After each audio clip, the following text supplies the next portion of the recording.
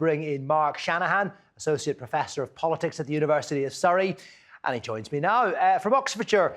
Thank you very much indeed for joining us, Mark. So, what do you make of this meeting? I mean, it's a crucial week, as I mentioned earlier, for Ukraine, with Keir Starmer there today, Emmanuel Macron on Monday, and Volodymyr Zelensky tomorrow. Will any of this matter, though, in the big shakedown of how those negotiations play out with Russia?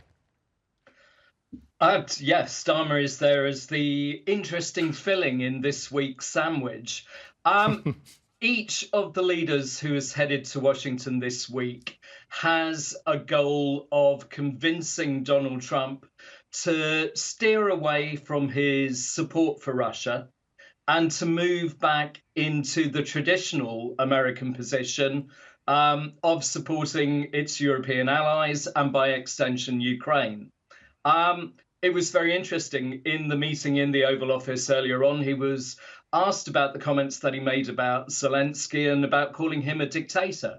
And his response was to basically swerve the question and say, did I say that? And just to move on as if it had never happened.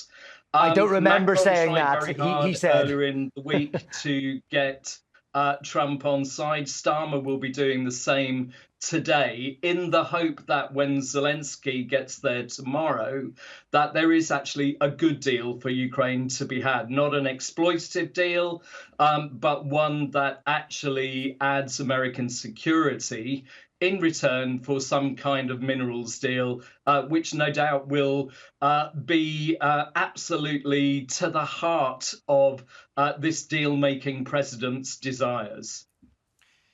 Yes, absolutely. It appeals to his transactional nature, doesn't it? I mean, clearly, they're all going to be playing similar but slightly different cards. I wonder, is there anything to be gained by trying to persuade Donald Trump that a bad deal for Europe would inevitably result in a bad deal for the US too? That will take some convincing.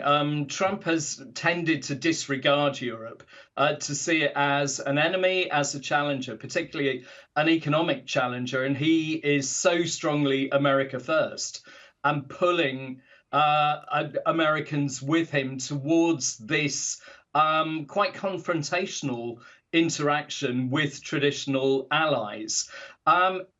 But diplomacy often works in these cases, maybe not necessarily directly with the principals. It will be really interesting what is said in the news conference, which should be happening in the next hour or so.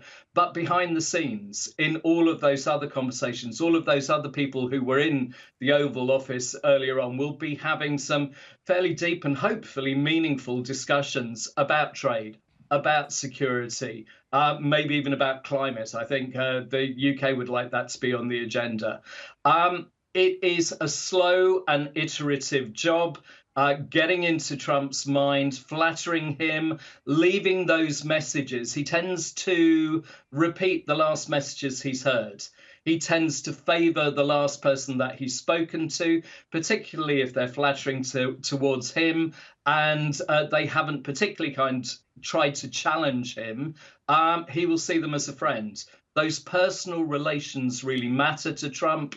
And if he feels that somebody is on side with him, he tends to be supportive for them. But he is mercurial. This could last days. It could last weeks. He could change his mind overnight. Who knows? Yeah, it is part of the fascination of covering US politics at this time and the daily announcements from Donald Trump. Mark, we'll leave it there. Thank you very much indeed for joining us. Mark Shanahan, their Associate Professor of Politics at the University of Surrey.